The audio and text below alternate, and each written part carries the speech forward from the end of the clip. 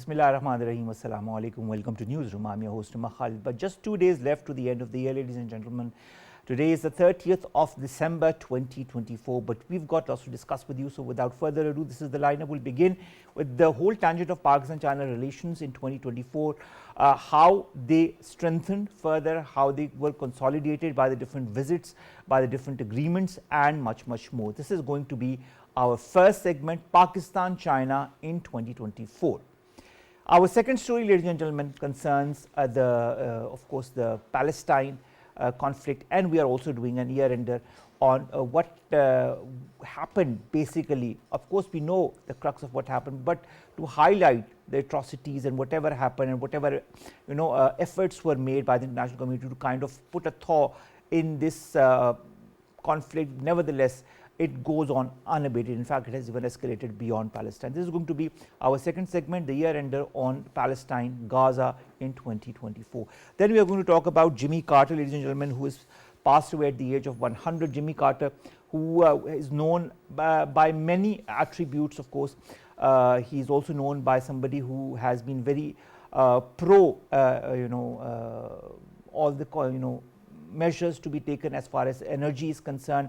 He has done a lot of, he in fact began the whole reconciliation between Israel and the Middle East as well. He's known as the president who started that, and much more to what he did during his stint as a president of the United States of America.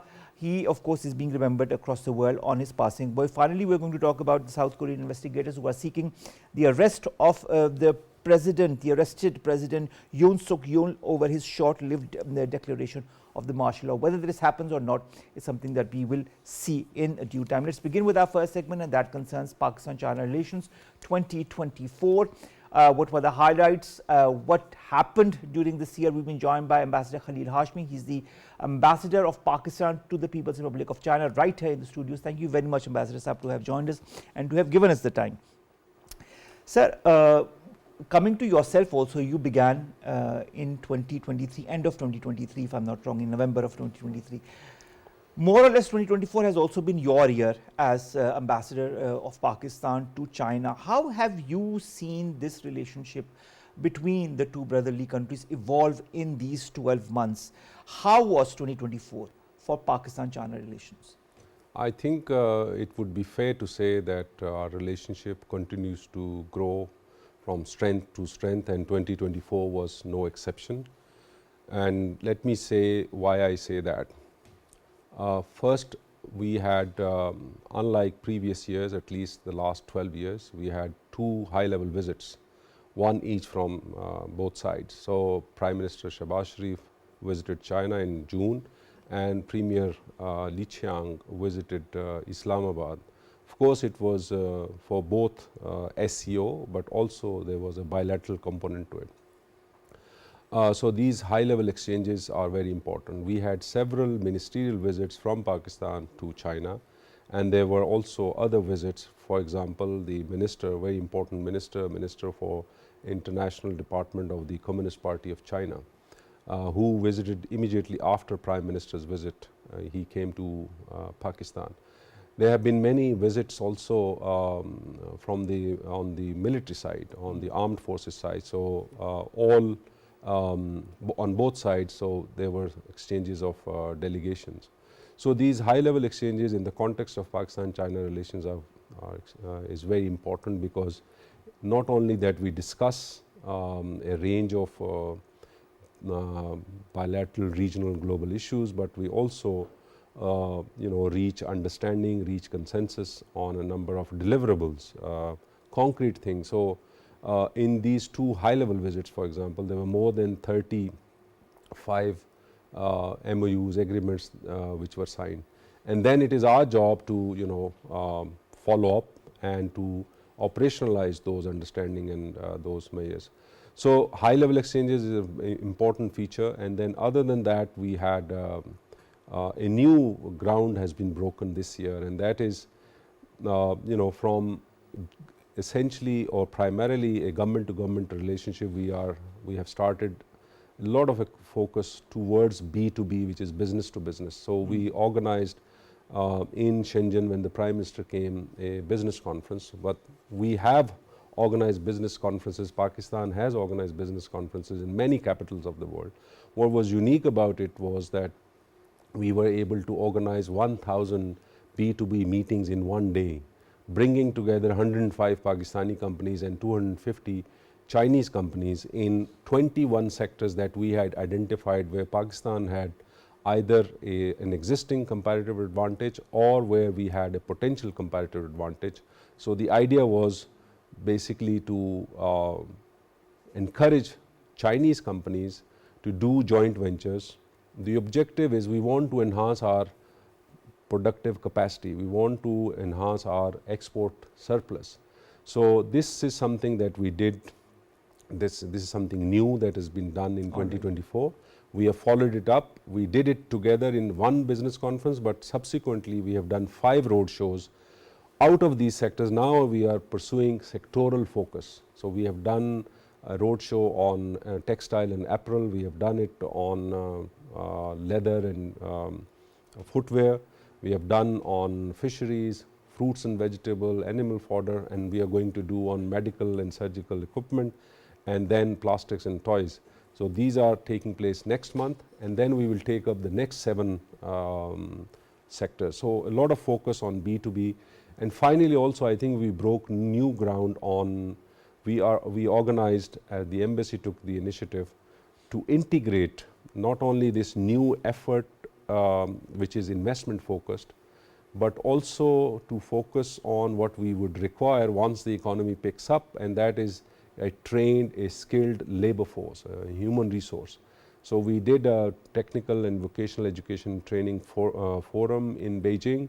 So the idea is when we bring in Chinese investment technology in special economic zone or otherwise, we want to make sure that there are sufficient number of people who are adequately skilled and adequately trained, so that the productive capacity objective is improved. As you know, the Chinese miracle of the economic progress that they have made in many ways boils down to among other things, 2 things. One is a very skilled, very productive human resource, and they are very efficient, and they per unit productivity far exceeds anybody else. So this is something that we are trying to harness.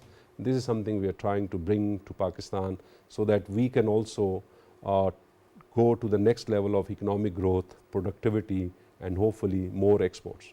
All right, Ambassador Hashmi, if I were to ask you to highlight one arena where the most effort has been put forward, I can see that it's the B2B where the most effort has been done. But in your point of view, what are the areas where more attention is required as far as this bilateral relationship is concerned? I think that's the people to people area. All right. And this is where we have worked already on that, and we have planned for 2025 and beyond. What I mean by people to people is that, and within that we are trying to focus on younger generation, the youth on both sides, to bring them together. So how are we doing that? We have planned establishing a technology forum between Pakistan and China, and by definition technology and entrepreneurship is something that our young people on both sides, they are pretty good at. So that's one area. The other area is to encourage, and we are working on that, preparing ground for having more and more IT and emerging technology disciplines to get more and more opportunities for our young boys and girls to do the undergrads. Right. So in China, so that we create a new bridge, because technology is the new frontier. Where whether it is existing manufacturing area where China is good at, but they are also integrating technology into it by doing advanced manufacturing, intelligent manufacturing, but also new areas, AI, Internet of Things, and so on.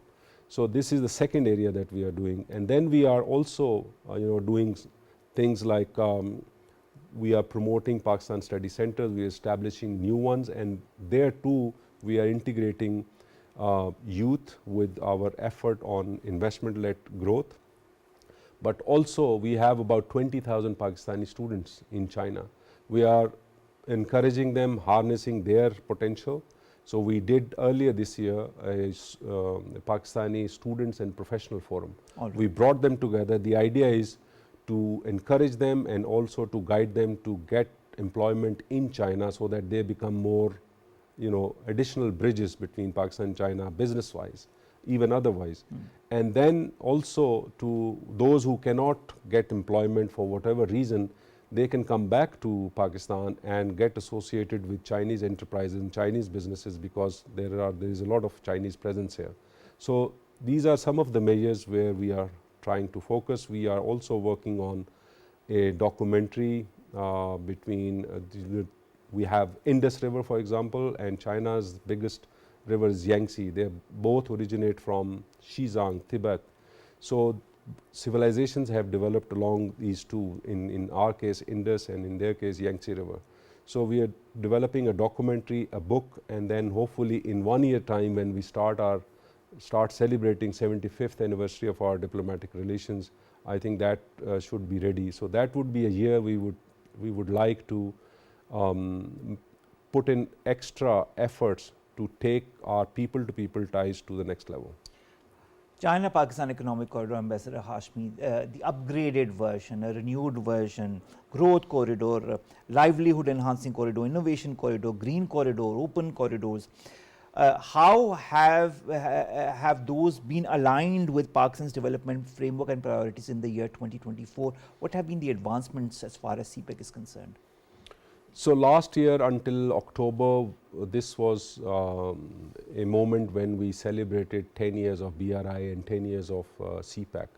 So as we know, a lot has been achieved in the first phase of CPEC, $26 billion of investment, more than 8,000 megawatts of electricity, 800 kilometers of highways, motorways, more than 800 kilometers of transmission line, orange train, metro, a lot of other energy projects. So more than 250,000 jobs. So now we are focused on second phase of CPEC, and you rightly mentioned there is this 5 corridors aspect to it.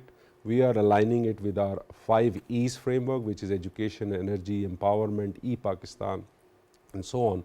So if you just take e-Pakistan, for example, and you take innovation, there is a lot of overlap. If you take energy and if you take green development in the 5 corridors, there is a lot of overlap. Livelihood and economic growth, very vast areas, a lot of overlap. But we want to also tie it with the BRI 8 points that President Xi Jinping has emphasized. There too, there is a lot of overlap. So for this purpose, Planning Minister Ahsan Iqbal Saab, he was in Beijing recently 10 days ago. So he co-organized or co-inaugurated the 2 weeks workshop. 30 senior civil servants from Pakistan, from different departments, ministries have gone there. So the primary idea is to flesh out and then agree on a blueprint for the next phase of CPEC. So a lot of effort had gone in early this year, focusing on which areas to do, and the most attention is how to do it and the modalities. So we do it in close consultation, coordination with the Chinese side. This is 2 weeks workshop. It's going to end soon, and you will see soon new elements. But I just wanted to focus on, while we would continue to emphasize and work on the government to government, because that is inevitable, but we would increase also our attention in the next year on B2B.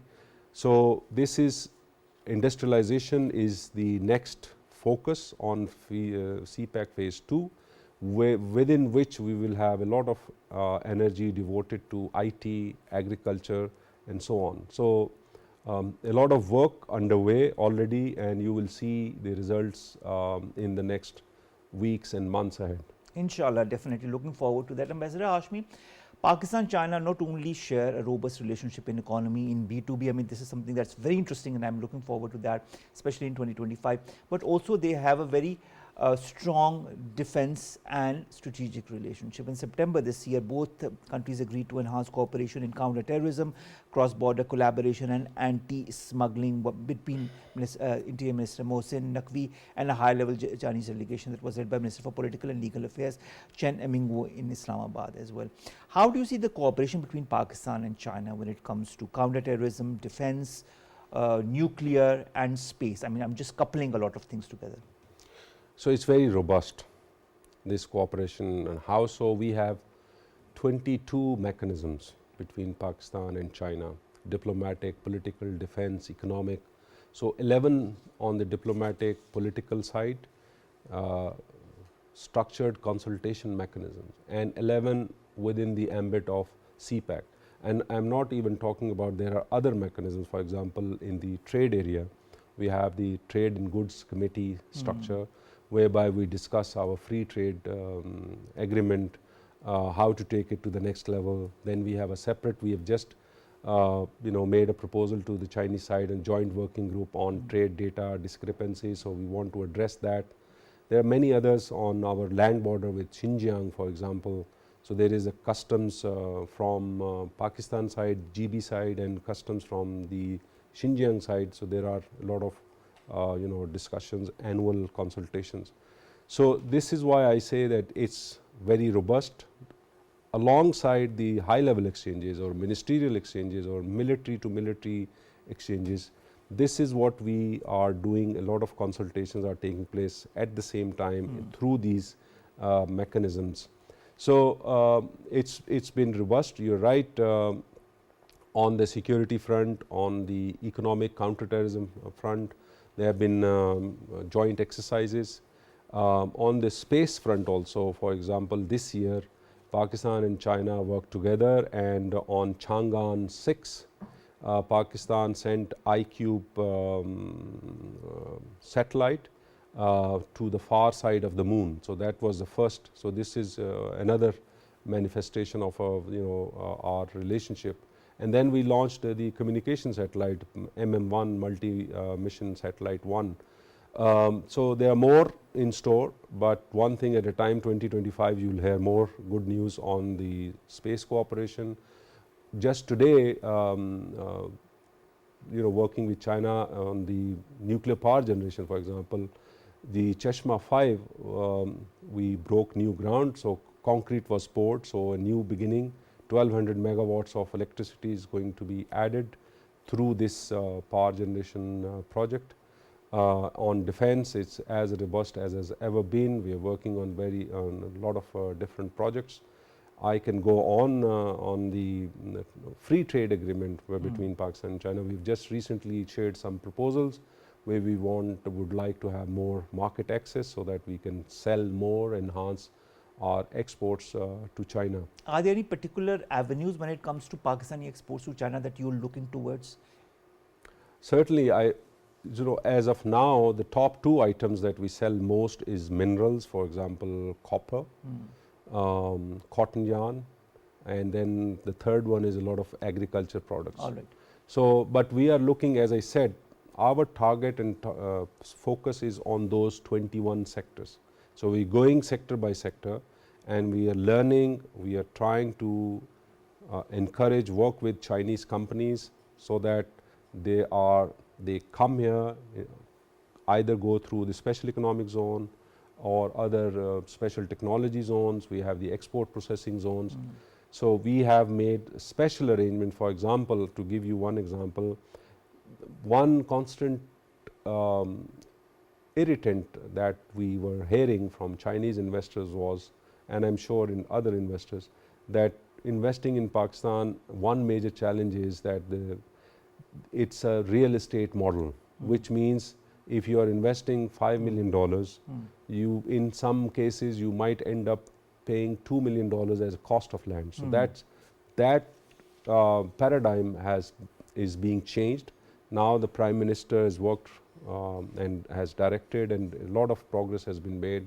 For example, in Port Qasim area, so we are creating these conditions where the model is changed from buying land to leasing land, and then paying annual rent, and then focus on the main investment All rather than getting bogged down with negotiating land prices.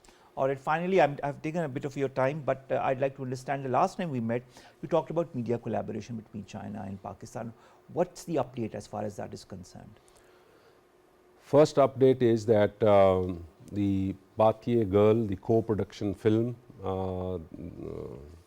that was premiered last year here. This was done just about 2 weeks ago in Beijing. So this is a co-production on our side. Jamal Shah Sahab, he is the producer, and from Chinese side a renowned person. So it was released nationwide on 16th of December, actually, Batye Girl.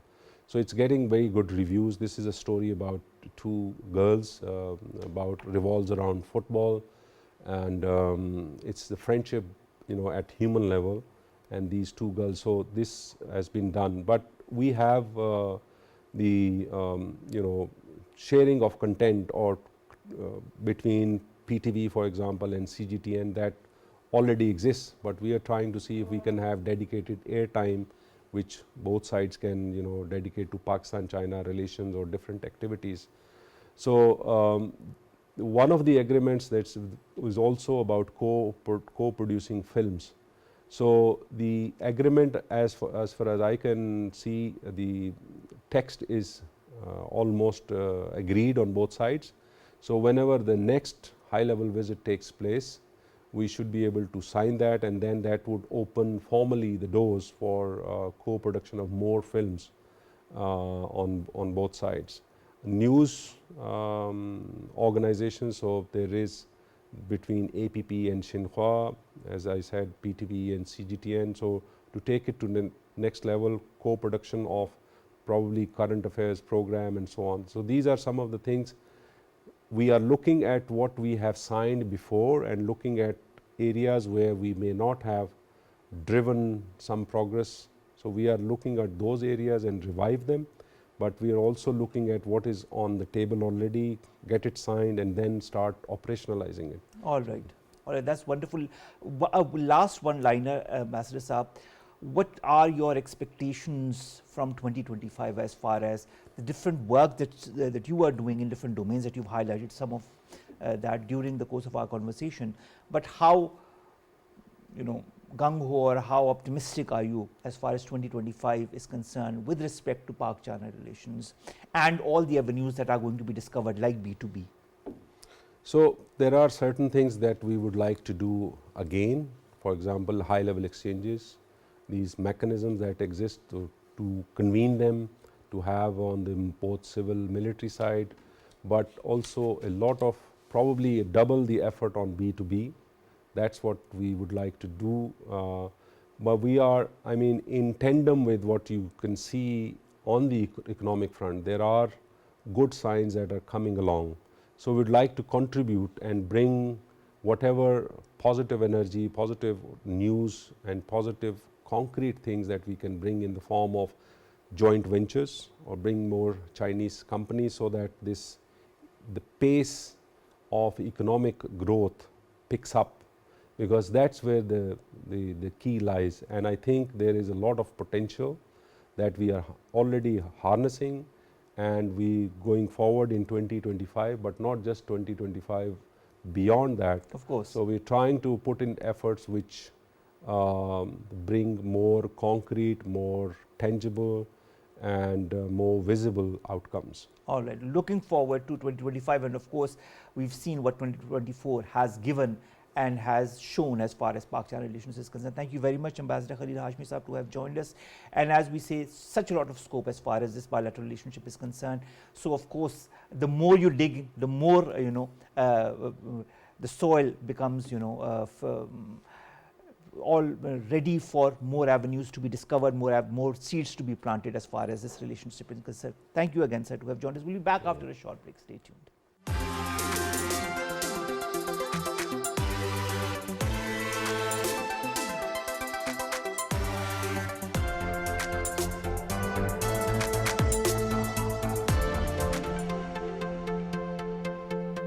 Welcome back. Our second story concerns the year 2024 as far as Gaza, as far as Palestine is concerned. almost 15 months, in fact, are going to happen since the whole conflict began on the 7th of October 2023. Since then, we've also seen devastation from the Palestinian side, on the Palestinians, mostly women and children who've been martyred, and so much destruction as we've rarely seen in the last century, even maybe beyond that. To discuss more on that, we've been joined in the studios by Dr. Munawar Hussain. He's a foreign affairs expert. Dr. Saab, thank you very much to have joined us. We'll begin a little bit with, talking a little bit about the devastation. Almost 15 months, civilians continue to be massacred. Mostly it's women and children. They don't leave even those areas where they are taking shelter. And whether it be hospitals, whether it be education institutions, every single place has been massacred by the Israelis since 7th of October 2023. Entire families have been wiped out. What do you foresee? We've seen 2024 to be full of these atrocities. Even today, there have been a number of casualties. What are you seeing? If I were to ask you to recapitulate 2024 as far as the Israeli devastation in terms of deaths and disease and injury is concerned, what would your reaction be, and what are your expectations from 2025? This is very unfortunate for international community. In fact, the events that occurred there in the Middle East and the Israeli atrocities, its apartheid policies, ethnic cleansing based actions, this is simply very unfortunate for the international community. It is very unfortunate for the liberal world order. It is very unfortunate for the Middle East, its future. It is very unfortunate for the United Nations as well. So I see that the conflict which was not properly managed by the greater parts of the world, because they are responsible, they have a key seats in UN Security Councils, and therefore it turned into crisis, and now we are observing war over there, and this war would be continued because the situation which has emerged in Syria, definitely the opposition group like the Alawites and the Shiites, they are fighting back. In fact, again I would say this is a complete failure of the international institutions, and I have said it many times that I see the fate of United Nations, the same fate that the League of Nations that faced First World War, that failed to control Germany, they failed to control Italy and Japan when they were capturing areas of China and European. Similarly, now Israel is being appeased by the United States with the support of the United States, and UN has nothing to stop Israel. This is very interesting that you talk of statements. We've seen a lot of international statements in 2024.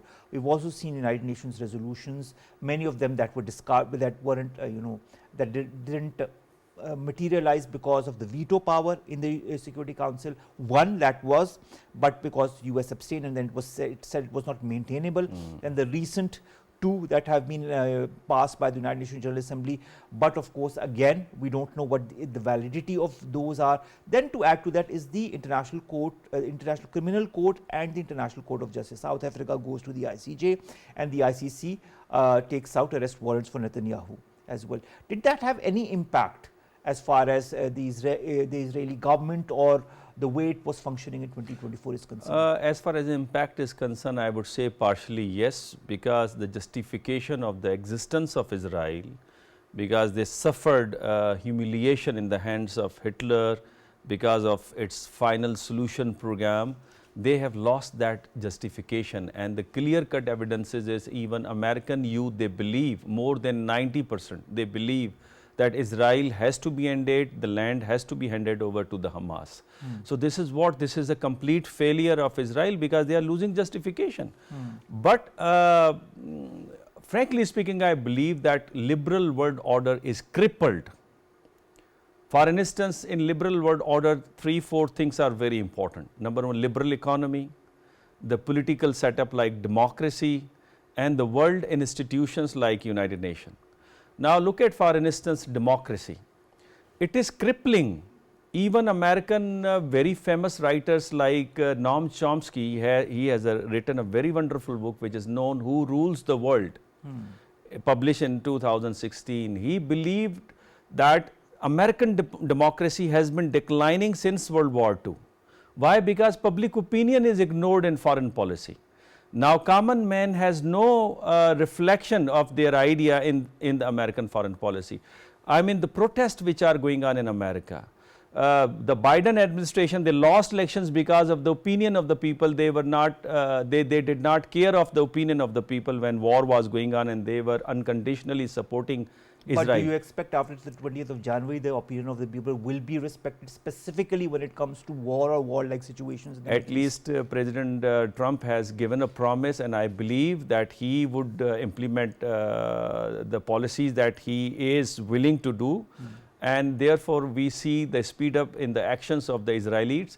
But at the same time, I would say, if you see the United Nations, another very important pillar of the liberal world order, I mean, all resolutions you mentioned, all resolutions, they are not given respect.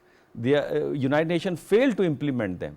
And similarly, for instance, Hamas, it is a democratically elected regime in Gaza. Israel, so-called democratic country. And liberalism believes that democracies do not fight a war with each other, but they are fighting a war with each other. As far as American or liberal financial institutions are concerned, they are losing their grip on financial international markets. BRICS countries, they are initiating barter trades, and China and India, they are accumulating gold. So you see, as far as my own opinion is concerned, the liberal world order is shattered, and it is at the verge of collapse, and we would see within 5 to 10 years a new system would emerge in international politics. In the new system, what happens with the Middle East? We've seen the destruction in 2024, not only of Palestine, but we've seen what happened in Lebanon, we've seen what happened in Syria, we've seen what happened in Yemen. And we also see how twice there were hits on Iran during 2024. What is going to happen in 2025 as far as the Middle East is concerned? If it continues to burn the way it is, will there be any stability? Will it further, the flames of the Middle East fire, will they burn other countries in the bargain? If you see the history of international politics, when one empire or power or international structure, it cripples, it cripples because of crisis, because it does not have an answer to solve such crisis. So therefore, it gives space to another system to be emerged and to be adopted by the members of international community. So now the pace of China's growth and the economic stability of Russia and the emergence of middle range power, I see that at the end of the day, when they would be frustrated, and now they are being frustrated because issue is not resolved either by the United Nations or the major powers or the major players of international system.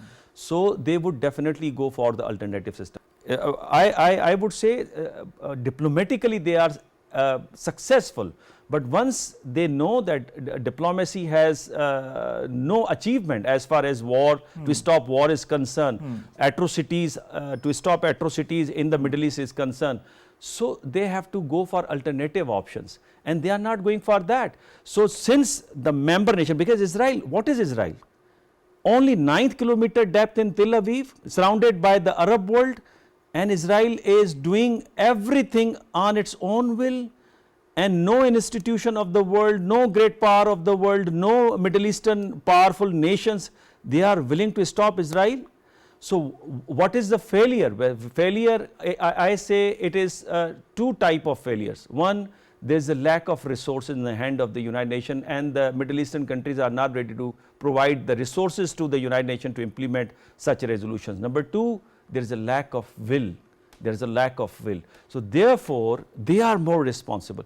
And I believe this is giving, this is paving the way for alternative system, which would be led by alternative powers to be emerged and to be adopted by the member nation. And the evidence is when the Palestinian recognition of Palestinian state issue or resolution was presented in United Nations General Assembly, out of 143 countries they supported. Yes. So majority is in favor of the statehood of Palestine. Yes. And therefore, and more and more countries are also accepting Palestine as a state. Exactly. There were 3 important European countries that accepted Palestine as a state, and there have been other countries that have accepted during the course of 2024 as well. So, things are moving in the direction of people, more and more people accepting the state of Palestine to the detriment of Israel, but nevertheless. But one thing that I fail to understand, and I'd like your opinion on that, Israel, they say, I mean, of course, after World War II, what happened to the Jewish community and the atrocities that they went through. Why would a community that has gone through so much atrocity inflicts the same kind of atrocity on the people of Palestine? And we've seen that, and we continue to see that. I mean, there are so many examples I could put forward. The famine, the state of famine, as we see right now in this day to day, the aid is not coming. The aid is deliberately being stopped, suspended, so that people do not get the proper food and water. Hospitals have almost been completely destroyed.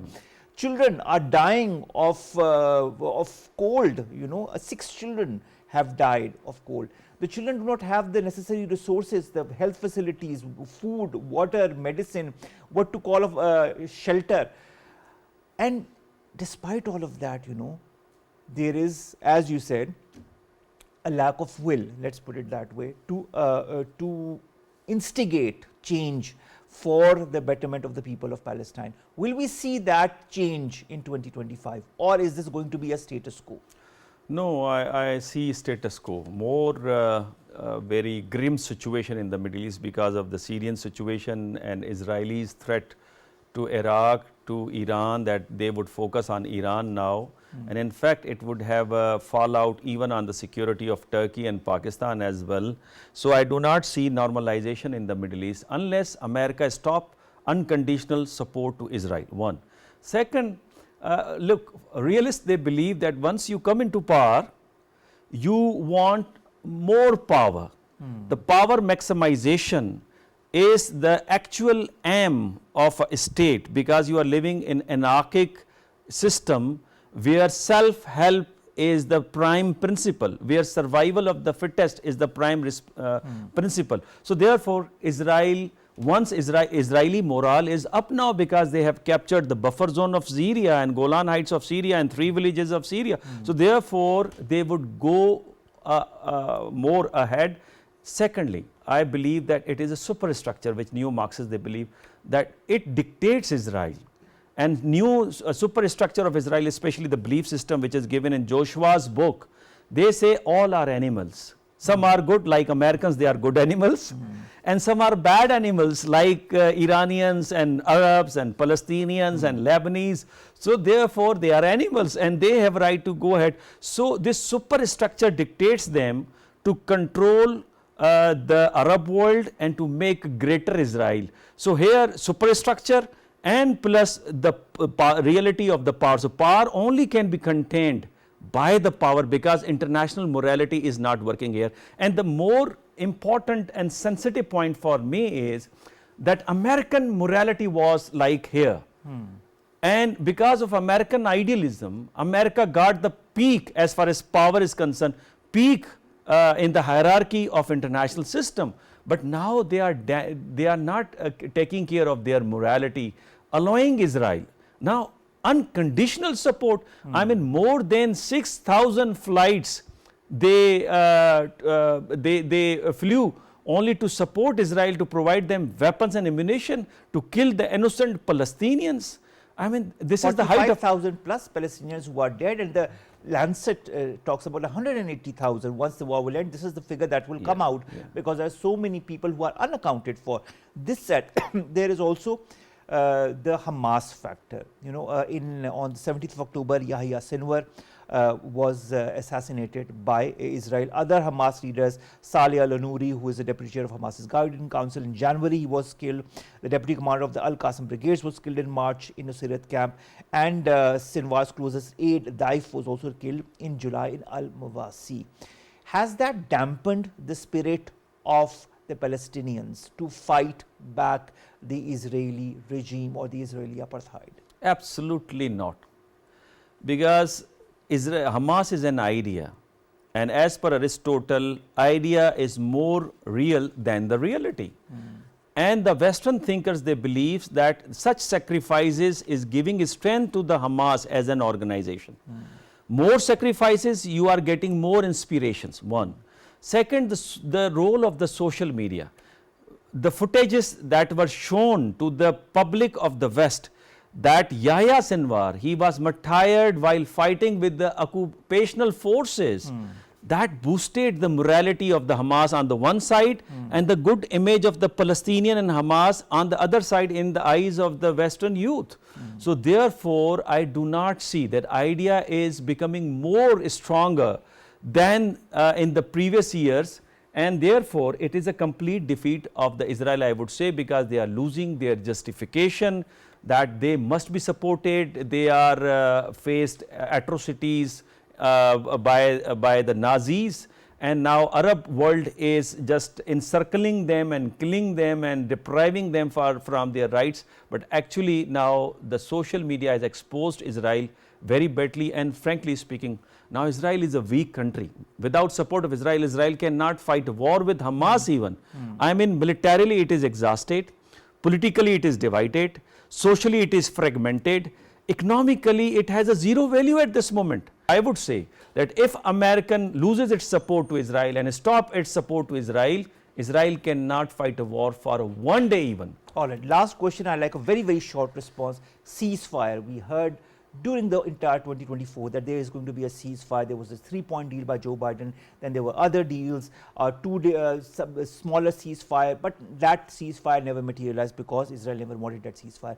Will we see a ceasefire in 2025? Omar sir, why Israel would be interested for a ceasefire when they have a ceasefire deal with Hezbollah? Now they have a free hand to kill the Palestinians in Gaza, and they got opportunity to capture the major area of the Syria, and Syrian regime is neutralized, and they have unconditional support of the United States, its economics support, for instance, more than $18 billion, military support, political support. I mean, who neutralized ICJ? They issued the arrest warrant of Netanyahu. ICJ. Yes. ICJ. So look, I mean, unconditional support, and they know. They are showing Arab world that look, you are inferior, you are weak, and you don't have anything to stop us. So therefore, they have a free hand to go ahead. So no ceasefire in 2025. Yeah. Thank you very much, Dr. Munawar Hussain. Stay with us for about 2 minutes while I end the show. And of course, thank you very much for your input as far as 2024 and this whole Palestinian conflict and Gaza and the destruction, the devastation that we have seen in 2024 is concerned. Thank you very much for having recapitulated all that. Let's come to our last two stories very quickly. The first concerns Jimmy Carter, former US president who has passed away at the age of 100. He was a peanut farmer, then became the president of the United States, and of course then a Nobel Prize winner as well. He of course did a lot during his stint as the president of the US, initiated a lot of important contacts between the Middle East and Israel as well. In fact, it is said that he is the one who started it all. He also worked a lot for the betterment as far as the energy sector is concerned, but of course his stint was he did his stint, and of course then he was defeated by Ronald Reagan. He of course passed away at the age of 100, and of course the US is mourning his loss, and a lot of international leaders are too. Finally, South Korean investigators are seeking the arrest of the suspended president Yoon Suk Yeol over his short-term declaration of the martial law. We all know how for a certain couple of hours South Korea had been under the imposition of the martial law, and that was quickly retreated because of the intervention of the Korean parliament. Now, whether this arrest happens or not, we will see in the next couple of days, but it is a very important step as far as South Korean politics is concerned. At this moment, Finance Minister Choi Sang-mok has taken over as the acting president, because the president before that also was impeached. With that, ladies and gentlemen, we come to an end of today's newsroom. We'll see you inshallah tomorrow with new story segments that pertain to us here in Pakistan. Stay safe. Allah Hafiz.